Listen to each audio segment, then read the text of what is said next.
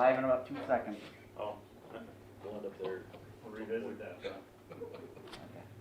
Not very good at it. Call the meeting to order. Once again, under Executive Order 202.1, temporary suspending in-person public meetings. If you'll join me for the Pledge of Allegiance. Pledge of Allegiance to the flag of the United States of America and to the republic for which it stands, one nation, under God, indivisible, with liberty and justice for all.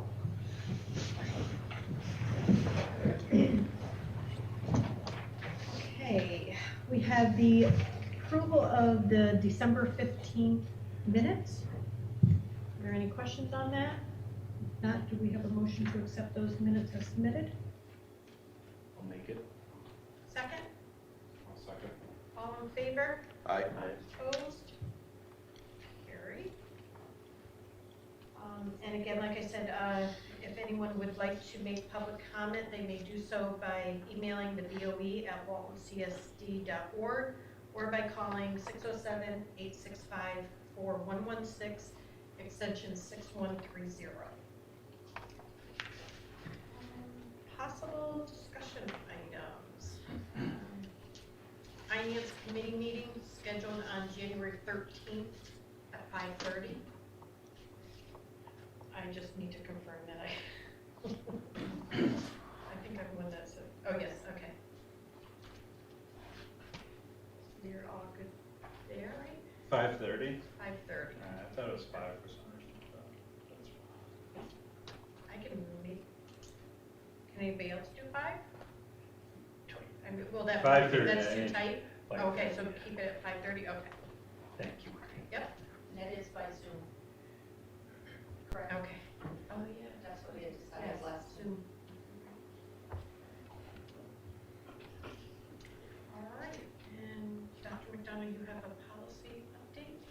Just to give an update, Corey and I were on a call with counsel from Robert's office. Megan? Oh, yes. Megan? Yep. Monica. Monica. Oh, Monica, there is a Megan, right? Um, Spoke to Megan? Oh. where we talked about that we had our policy set through our service, and then Robert identified some concerns. And the concerns that he identified was a change in the law that occurred in August we have not received, so it is a legitimate gap. It was an excellent meeting today. They're doing some work, giving us a revenue procedure that we have to put into place, and some statements within our policies. And so we'll bring those back, and then probably do another first reading. It's gonna be that much different. We may Okay. want to reset the whole process. The policy will be different, but it's gonna infringe off of it. So we'll bring that back. It's probably gonna be, I'm guessing probably February. I would guess February. Okay. There's no time restrictions on that one, right? We have the sexual harassment policy in place. Right. This changed in August. We are behind, but we will make sure that we're operating the same way. We'll be fine. Yeah. We'll be covered as long as we respond to any claims or concerns that come forward. So we'll be fine within that area, but we'll get this tightened up and go from there. There'll be an adjustment that'll be needed to the code of conduct, feeling out whether that needs to be an actual redo with a public hearing, or whether or not we can just add it, because it's just one statement linking it to the new procedure at law. Okay. So we'll bring it back when we get the concept done. And we're also looking into, they provide some training, so we're probably gonna do some internal training with our guidance, our first responders to any claims, as well as our administrators. So we'll make sure we tighten that up so everybody knows exactly what they need to do Okay, to protect our liability. right. Good. Okay? All right, and then you also have a enrollment report. And so this is the first of several that you will get each year. You will get at least 1 to 2 more of these this year. And what this details out, I did not create this. This was in the system for the last few years. I know that this is something that my understanding is you haven't seen, but in my my thought process is this is something the board should see on a regular basis, at least quarterly. So the first page has by class. It lists not only the student enrollment by class, but also the special education students by number, by grade level of class. And then the second page, it goes into the middle school and into the high school, and then breaks it out from BOCES as well.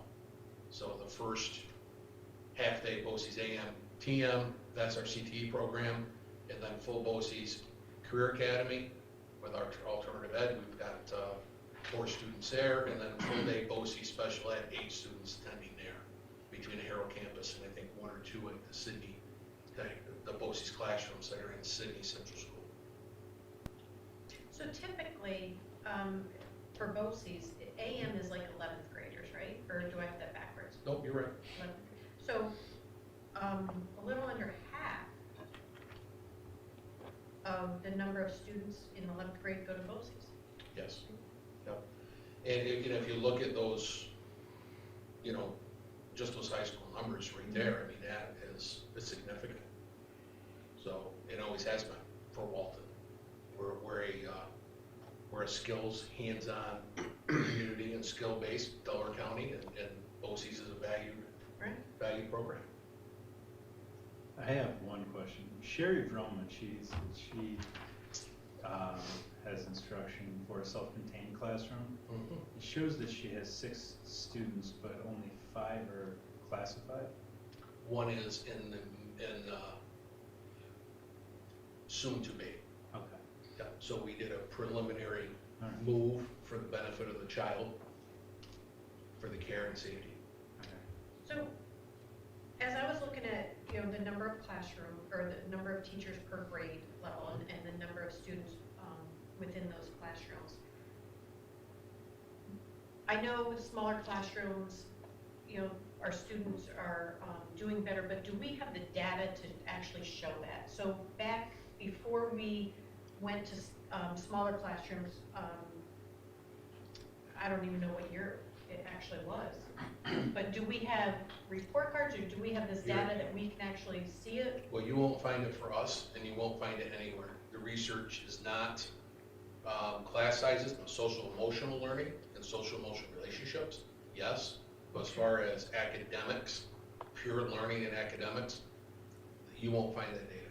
A good solid instructional methodology with good engaging curriculum and instructional materials, the class size does not outweigh those two characteristics. Now if you notice the sizes, this is COVID-related sizes. This is not what it was pre. So Because we haven't always had 5 classrooms for 3rd grade. Or Correct. Correct. Exactly. So, we shifted, if you remember, we shifted Jeannie from middle school. She's now in 2nd for That's this right, year. yeah. We've got Josie came. Josie moved over from special ed. So we've done adjustments to add sections. And this is part of when we go through in the future, and depending on what's going on for next year, if we don't have the relief from the COVID, this is our instructional program right here. This is why we made it work. But with this, if we end up in a fiscal stressed budget situation and need to look at possible staffing reductions, our instructional program goes away. We end up in hybrid. We're not there every day. I can tell you that hands down. We don't have a body to spare. We have everybody working to their capacity and doing a great job. So that's one of the reasons why it's very important for us to have this in front of us, so we realize that. That's why I said we're really going to have to do some parallel work. We're going to have to look at, okay, what does it mean with COVID if we're currently still in our social distance measures, and what does it mean without it, and how do we make our mandate of our budget with those 2 scenarios. So we're going to do double the work. We just have to. So we'll do double the work and behind the scenes and do our best, and hopefully we don't have to make those decisions. Hopefully we get some kind of clarity. So, the total, 866, that's including special ed. Is that figure, okay. That's all students. But is this COVID? So is this including, every student, even if they're remote learning? Yep. Okay. Yep. That number's less than what I thought it was. For some reason, I thought we had like 900 and something. 866. So, Yep. Yep. so that's nice to get this. Yeah, so this is, you know, as we move along, if I identify pieces of data, I'll bring it to your attention and ask if you desire. And we'll continue to build various reports. I think it's important. We had the presentation, didn't we? We had it by year. I think we've seen those numbers in the presentation for the capital project, something like that. I remember seeing when they put together, I thought Meg put that. As far as population. Yeah, our population, because I looked at it through time and it was pretty flat through the last few years. Yep, yep. I'm just trying to think of where we saw that. Was it maybe in facilities? In committee meeting? I think so. Well, no, we can, that's easy. It'd be interesting to see though, you know, through Yep, time. that's easy enough. Yeah, that's easy enough to pull. In fact, I think I probably had that from one of my Forecast 5 reports that I pulled before I came. So, and in fact, it reminds me, I'll send out a piece of data, of comparison data that we had discussed with some budget and some different things that we had discussed at our retreat. So I'll have some, I was able to get into the system and got some reports pulled. So we'll get some more information be coming to you regarding that. I thought that was very informative. Thank you. Any questions on that? You find it useful? Yes. Every time I bring you a piece of data, I'm gonna ask you a question. Okay, Definitely. so we will continue that.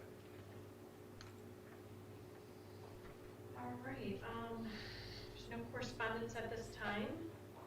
Additions to the agenda. We have one addition to the agenda. It's a consent agenda item added to the personnel appointments, number 7D. And it is adding Carissa Crandall as a substitute teacher aide, and substitute school monitor effective tomorrow, January 6th. All right. Thank you. All right, so for our consent agenda, we have the declared surplus. We have a unpaid leave of absent request from Katie Como. We have the appointments, Thomas McGuire for substitute teacher aide, substitute school monitor. Jordan Condon, substitute teacher aide, and substitute school monitor. And then also Carissa Crandall for all three as well. Do we have a motion? Make the motion. I'd second it. All in favor? Aye.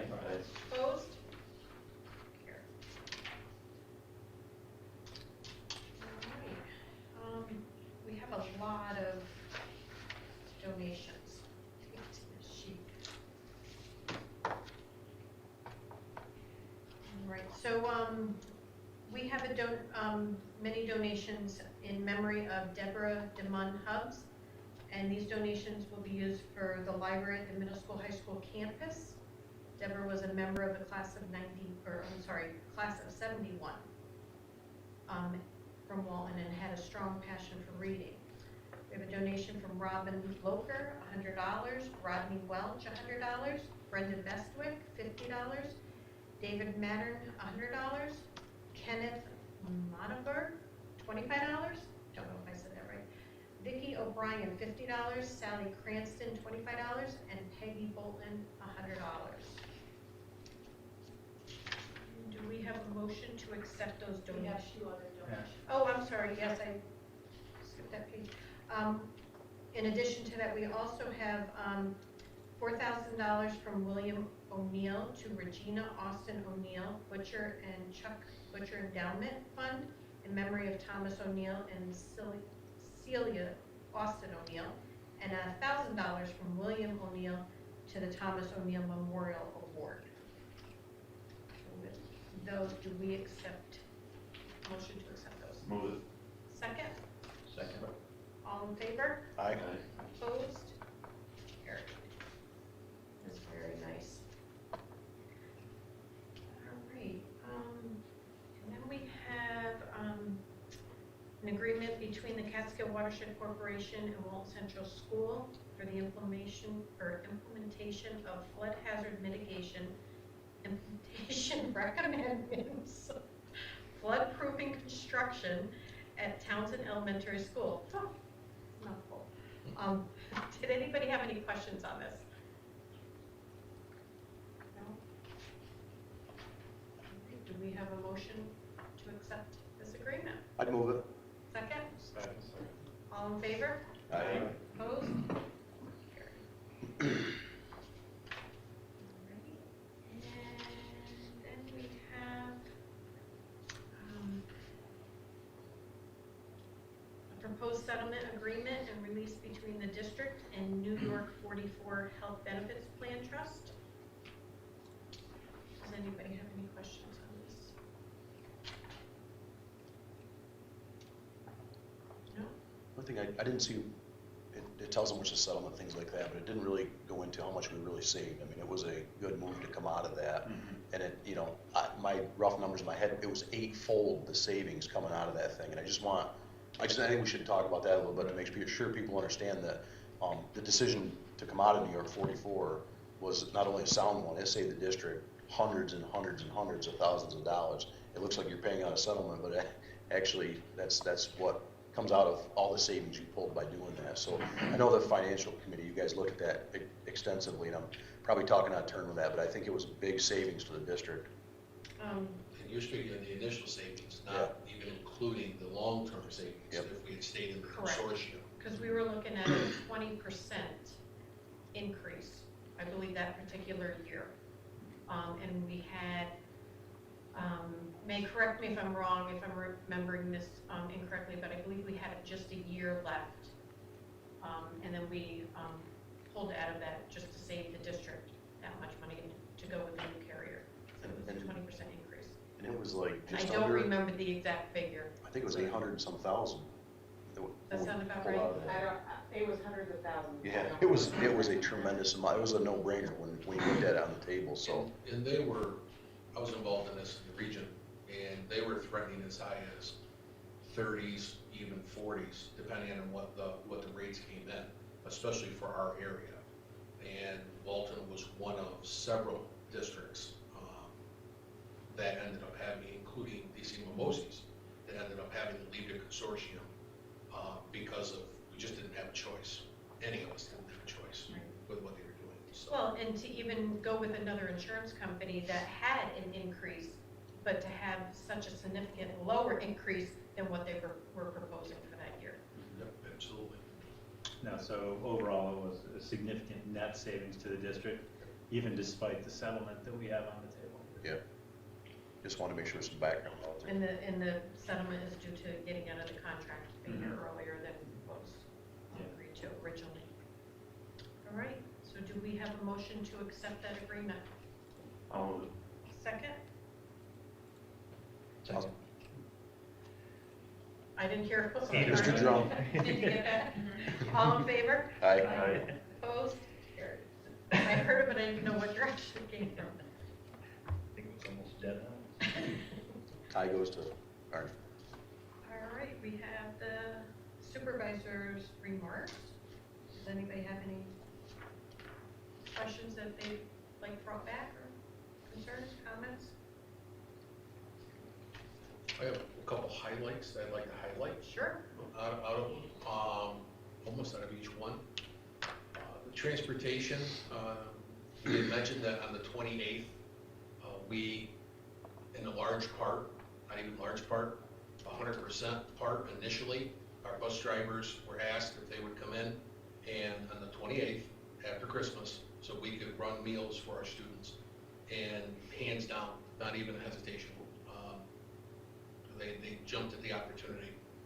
And then we ended up with 8 others who joined in and rode and assisted. I came in that day and helped load.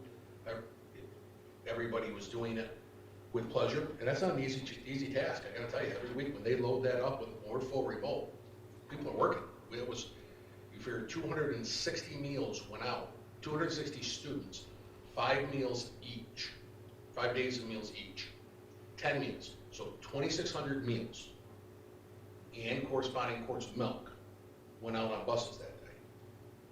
Just to put that in context, you know, so, and then we had another, I think, 40-some families pick up as well at Townsend School, so that's another 400. So 3,000 meals. You know, we should be pretty proud of that as a school district, I feel. And it couldn't happen if it wasn't for staff. Addison Yeah. calls me and she's like, Dad, what am I supposed to do with all this? She's flipping out. I'm like, well, you gotta sort it out. Not all it needs to go in the refrigerator. Yeah, just don't stick the box in there, Yeah. take everything else out.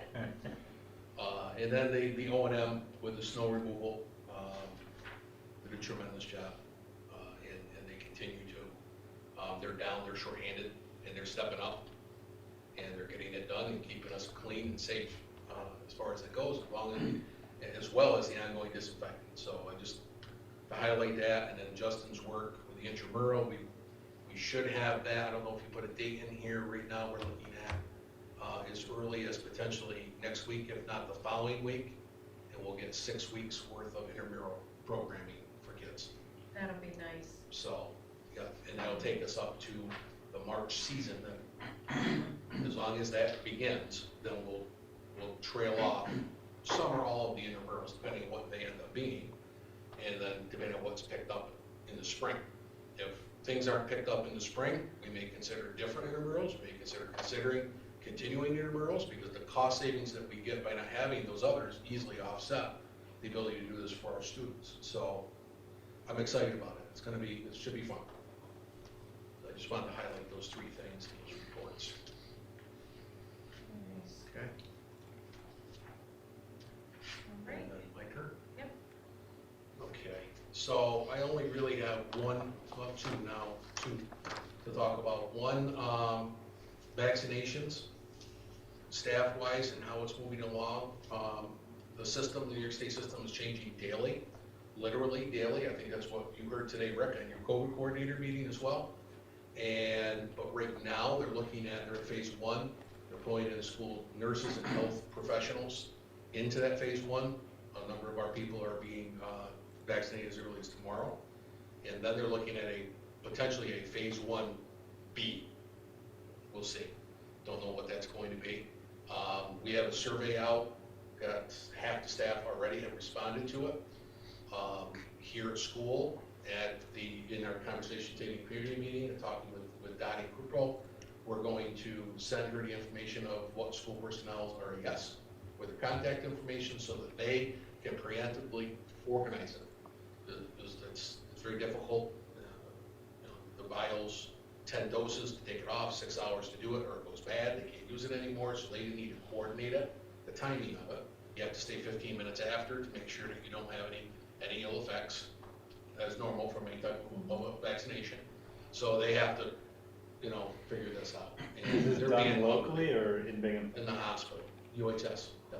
They can't do it off-site with No, this I vaccination, but they can do didn't it at the expect that. I hospital. didn't know if they were bringing it to Walton yet, or if you had to drive up to Binghamton and do it at UHS. No, they have it right now. Okay. Yeah, so, and they're being just wonderful with it. Secondly, with UHS, I had mentioned before, we are moving ahead with the virtual school-based health clinic process. They're in the middle right now of developing the MOU, and once we get that in place, we've gone through the internal workings, and we'll get that established. Essentially, if you want to visualize it, there'll be a laptop, a Chromebook in each nurse's office, and the students, we don't do it, it's not our system, but we provide the access to the student into the system. Once the student gets into the system, they're tagged with their parent and the doctor, and it's their appointment. And our people go back to what they were doing, leaving the student independent in the virtual school-based health center. And there's limits and parameters, so we're gonna work through those details. We should have that up, I'm hoping in the next month or so, and we'll run it through the spring, with a little bit less of a population, it wouldn't be bad to be able to test it out a little bit each day, and then we'll go from there. I'm excited about that. And we do have the satellite mental health clinic personnel on site at each, one at each, not every day of the week, but split time between each building. So that has started to occur as well. So positive wraparound services for us at this time. And more to come, I hope. We're exploring some others. The mental health is the same person? I think it's, Is it a rotation? I think it's two, one here and one there. Okay, Each one's assigned for a certain amount of time at each site, I believe. but it's consistently the same person Yep. in that each building? Particular Correct. building. Particular building, yes. Yep. So they can develop a relationship, I guess is where I was going with that. Yep, absolutely. Good. Yep, and positive feedback so far from the administrators on that, so. Good. Good stuff. And I think that's real important for us right now. Yeah. That's why we're doing the intramurals, that's why we're doing all that wraparound SEL, that social emotional side of this pandemic is very important. And these are things that we want to continue with forever. This, what they call wraparound services to the students. Hopefully we'll get into, maybe at some point in time we'll be able to get a mobile dental unit here, things of that nature as well. Like Lord's has one. Different places have brought it in. It was that electrical hookup that works for them. So we're looking at that as well. Well, when you think, pre-COVID, this stuff was, you didn't even think you could possibly do some of this stuff, and now, Yep. Absolutely. It's kind of forced us into something good that's gonna end up coming out of it, especially with these health services for our students. And I got hats off to our UHS virtual health clinic. That is not a cost to our school district.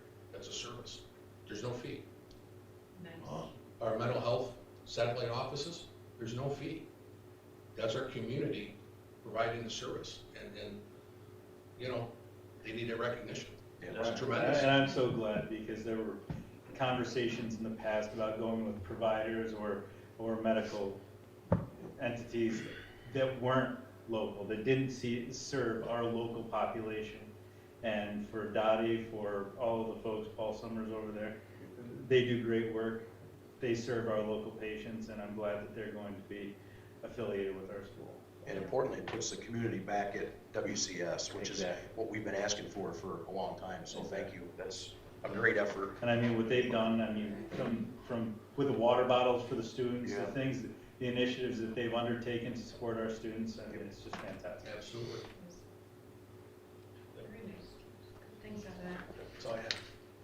All right, we do have executive session. And this will be for the purpose of discussing a matter leading to the appointment of a firm to provide professional construction management services and the future employment of a particular person. Do we have a motion to enter executive session? I'll move it. Second? Second. All in favor? Aye. Opposed? Carried. Do we expect motion after? Oh, motion. Possibly. Yeah, possibly. I guess Okay. we don't want to rule that out. I mean, Well, okay, we'll wait then. Normally if we don't, we read beforehand. And we're inviting business manager Meg Hungerford in with us. All right. Cool. All right.